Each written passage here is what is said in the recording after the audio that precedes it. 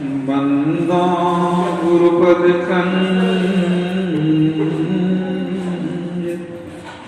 कृपा सिंधु नरूप हरि महामोहतम जासु वचन रविकर निकर गुरु बिनु ज्ञान न उपजे गुरु बिनु मिले न भेव गुरु बिनु संशय न मिटे जय जय जय गुरुदेव। बोलिए प्रेम से श्री सद्गुरु महाराज की परमाराध्य परम पूज्य गुरुदेव के पावन श्री चरणों में कोटि नमन। वंदनीय साधु समाज, आदरणीय माताओं बहनों, धर्म प्रेमी सज्जनों,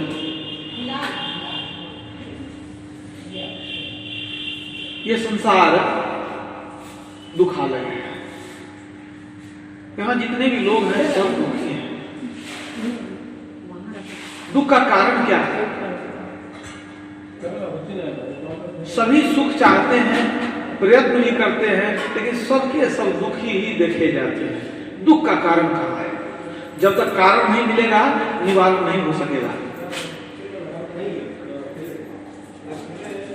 अगर किसी रोग का कारण पता न चले, वर्षों तक उसका इलाज चलते रहे, रोग दूर नहीं होता है। सबसे पहले कारण की खोज करनी चाहिए। दुख का कारण क्या है? तुलसीदास ने लिखा है, मोह सकल व्याधि न कर मूला तेहि पुनि उपजहि बहु सूला। मोह सकल व्याधि न कर मूला, मोह ही सारे दुखों की जननी है।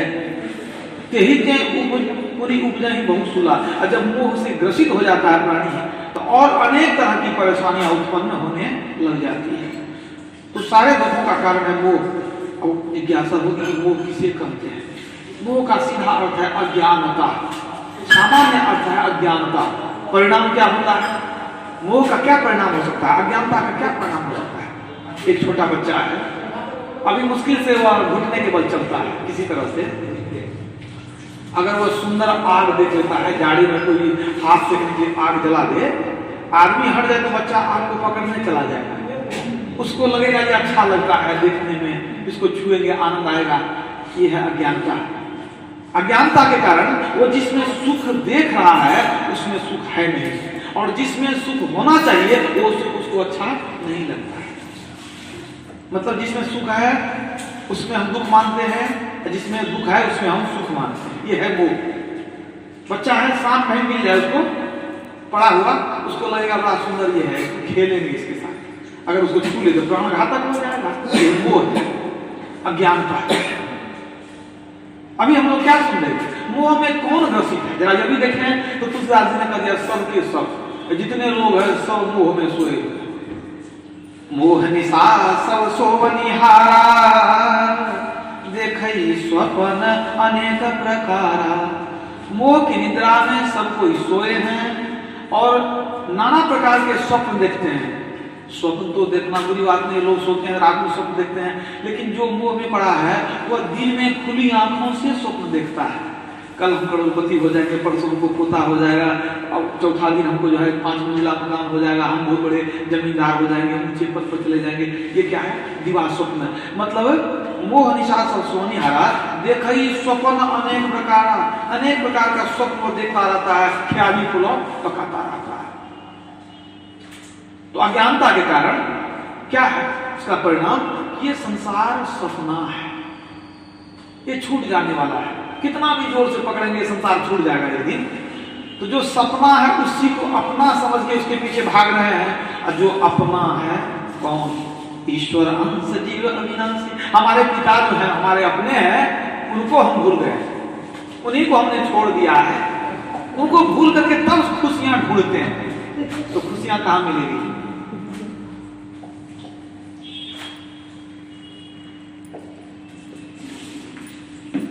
वस्तु कहीं ढूंढे कहीं भी आवे हाथ, कहा कबीर तब पाइए जब भेदी ली जैसा।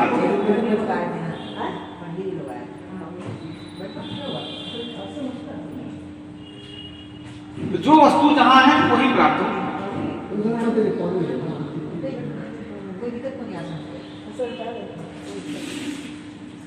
तो जो संसार सपना है उसको पकड़ने में पूरा जीवन लगा देते हैं, लेकिन जो अपना है, जन्म जन्म का साथी है, उसी को भूल जाते हैं। हमारा अपना कौन है? स्वजातीय कौन है? हम अविनाशी हैं, हमारे पिता है परमात्मा, वो स्वजातीय हुए हम लोग। अब बाकी जो भी है ये अनात्म तत्व है संसार, ये कोई स्वजातीय नहीं है। कुछ बात संक्षेपी महाराज कहते थे कि एक सच्चे को एक झूठे से अगर दोस्ती हो जाए, ये दोस्ती टिकने वाली नहीं है। सच्चे को सच्चे से ही दोस्ती टिकती है। तो हम सच्चा है, सच्चा मतलब सत्य सोई जो दिन से नाही, जीव का नाश नहीं होता है। हम अविनाशी तत्व हैं। संसार नाशवान है, झूठा है, ये माइक है। तो हम अविनाशी, संसार माई, एक सच्चा एक झूठा, दोनों की दोस्ती टिकने वाली नहीं है। हम जिस चीज को पकड़ते हैं या तो वह चीज नष्ट हो जाता है या एक दिन हमारा शरीर नष्ट हो जाता है, संबंध समाप्त हो जाता है। शरीर को लेकर के ही संबंध है। आपका घर है, परिवार है, धन है, पुत्र है, सब कुछ है, तो शरीर के कारण ही ये संबंध है। जिस दिन शरीर समाप्त, आपका सारा संबंध उसी समय तत्क्षण समाप्त, सब शून्य हो गया। न हमारा घर है, न पत्नी है, न धन है, कुछ भी हमारा नहीं है। यही मोह है। मोह के कारण ही संसार के बंधनों में हम पड़ जाते हैं। ये दिन चार कुटुंब सौ लार, सो झूठ पसार के संग बंधानो, मात पिता सुत दार निहार, सो सार विसारी के फंद फंदानो, पानी से पिंड सवारी कियो नर, ताही विसार आनंद तुम आनो, तुलसी तब की सुधी याद करो, उल्टे मुख गर्भ रहियो लटकानो। कहते हैं एक बूंद पानी से जिसने तुम्हारे सुंदर शरीर को बनाया, तो उसको भूलकर खुशियां मनाता है, ये खुशियां टिकने वाली नहीं है। उसको जब भूल जाएंगे तो खुशियां चली जाएंगी हमारे हाथों से, क्यों ये खुशियां बहुत ही क्षणभंगुर है। संसार की खुशियां कब है कब नहीं है, ठिकाना नहीं है। तो वही बात है कि तुलसीदास जी कहते हैं कि सबके सब मोह की निंदा में सोए हुए हैं, और यही सारे दुखों का कारण है। मोह के संबंध में एक छोटी सी घटना सुनाता हूं।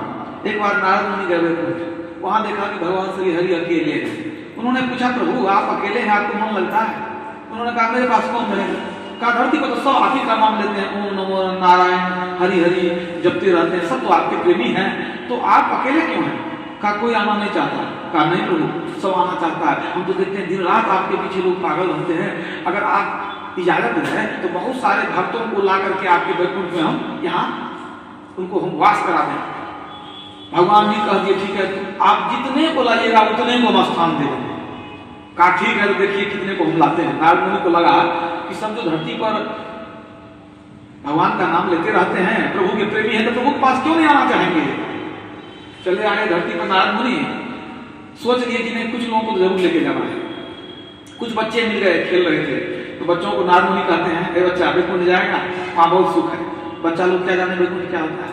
कहा, बाबा ये वैकुंठ क्या है तो पता नहीं है, लेकिन हमको विद्यालय जरूर जाना है, ये मालूम है हमको। तब नारद मुनि ने कहा, ये बच्चा मूर्ख है, बुझता नहीं है, कहते हैं वैकुंठ पता विद्यालय जाएंगे, इसको समझ नहीं आता है क्या वैकुंठ है। तो बच्चे को कहना समझाना बड़ा मुश्किल है। किसी समझदार आदमी को कहेंगे तो मान सकता है, वैकुंठ जाने को तैयार हो सकता है, जो पढ़ा लिखा हो, समझदार हो। नारद मुनि आगे बढ़े तो दो चार युवक, पढ़ने वाले युवक लोग थे, वे लोग जा रहे थे, तो उनको लगा कि ये तो समझ जाएगा क्या है। तो वो कहते हैं नारद मुनि कि युवक एक बात बताओ तुम, वैकुंठ में बहुत सुख होता है। युवकों ने कहा, तो होगा बाबा, हम क्या करें? कहा, होगा नहीं, अरे चलोगे, वैकुंठ बहुत सुख है वहां। जैसे कहा वैकुंठ चलोगे, सब लड़का लोग सब हंसने लग गया। कहता है, देखो बाबा को कितनी बुद्धि है, इनको यही उम्र है वैकुंठ जाने की, ये उम्र है खेलने मतलब पढ़ने लिखने की, अभी शादी विवाह करेंगे, धन कमाएंगे, संसार को चलाएंगे, ये उम्र है वैकुंठ जाने की। कौन गुरु सिखा दिया आपको? बेचारे नारद मुनि को बेइज्जत हो गए कि बच्चा तो मूर्ख ही था, इसको ज्यादा बुद्धि है, ये जवान लोगों से लड़ना ही बेकार है, इसको बेकार कह दिया, हम वैकुंठ जाना है। अब कौन जाने के तैयार होगा? फिर मन दिमाग लगाए कि कोई जो जीवन से निराश होगा, जिसको घर में बहुत कलह होगा, जो जीवन से दुखी हो गया वही जाएगा, नहीं तो ये जवान आदमी जाने वाला नहीं। चलते चलते देखते हैं एक घर में झंझट हो रहा था, एक घर में झंझट चल रहा था, बेटे और मतलब इधर बहू थी, उधर ससुर, दोनों में खूब झगड़ा चल रहा था, गाली गलौज, मतलब मारपीट की नौबत आ गई थी। बाप कहता था, सब हमारा कमाया हुआ धन है, तुम लोग ये समझ करता है, बहुत मतलब कटु वचन सब दोनों तरफ से लोग सुना रहे थे। होते होते ऐसा हो गया, बात कर दिया कि आज से घर में पैर नहीं रखेंगे, अब पंचायती करेगा तभी आएंगे, हम चले गए, अब इस घर में उनको लौट कर नहीं आना है। पूरा गाली देते हुए चला। नारद मुनि ने देखा, उनको लगा कि लोहा गर्म है, इसी में चोट करेंगे तो कुछ काम बन जाए। ये अब देखते हैं कोई जवान न जवान तैयार है, बच्चा तैयार है, अब किसी को नहीं ले जाएंगे तो हमारी बेइज्जती है कि भगवान भी कहेंगे आपसे कहते बहुत लोगों को लाएंगे, किसी को लेके नहीं आए, तो अपना ही बात हमारा कम से कम रह जाए। वही तो एक आदमी चला गया, तो बूढ़ा हुआ के साथ सोचे पहले इनको बातचीत करेंगे, इनको अपने तरफ झुकाएंगे तब कहेंगे हम बिल्कुल का बात, पहले कहने से गड़बड़ा जाता है। तो कहते हैं बाबा संसार में बड़ा दुख है, क्या हो गया घर में? सब कहानी सुना दिया कि बेटा बहू हमारा माना नहीं करता है, ठीक से खाना पीना दवाई का पैसा नहीं देता है, सब हमारा कमाया हुआ है, बहुत कुछ सुनाया। तब नारद बाबा कहते हैं कि संसार में बहुत दुख है। कहा हाँ महात्मा जी ठीक कहते हैं, संसार में बड़ा दुख है। तो होते होते तब लगा कि अब इनको कहना चाहिए कि ये घर छोड़ के निकले हैं, कहीं तैयार हो जाए। तब कहते हैं कि नारद मुनि कहते हैं ये बुरा हवा, जब संसार में इतना दुख है तो वैकुंठ चलिए ना, वैकुंठ बड़ा सुख है। जैसे वैकुंठ का नाम कहे कि बूढ़े को इतना क्रोध आया कि लगा माथा उनका गर्म हो गया, अब बिगड़ करके कहता है बाबा जी। नारद मुनि कहते हैं हाँ कहिए क्या भाई, तुमको घर द्वार है? कहा नहीं, घर द्वार नहीं, पत्नी है? कहा नहीं है, बाल बच्चा है? कहा नहीं है। तो कहते हैं बुढ़ा बुआ कहते हैं महात्मा जी आपको आगे न पीछे कोई रोने वाला नहीं है, तो तू काहे चला जाता है? हमको कहता है वैकुंठ जाने के लिए, अरे वैकुंठ जाना तो तू चला जा, तेरे लिए तो आगे पीछे रोने वाला नहीं है। हमको तो नाती पोता से घर भरा हुआ है। गाली तो दे रहा था, गाली दे रहा था क्या हो रहा है, तो हमारा ही ना खून अपना आइटम में गाली देता है, हमको तो भी है गाली देने वाला भी है, और तुमको तो गाली देने वाला भी नहीं, तू भी चला जावे तो हम नहीं जाएंगे। यही है मोह सकल व्याधि कर मूला। गाली सुन लिया फिर भी वही बेटा बहुत प्यारा है, ये है मोह है, ये प्रेम नहीं है, ये मोह है।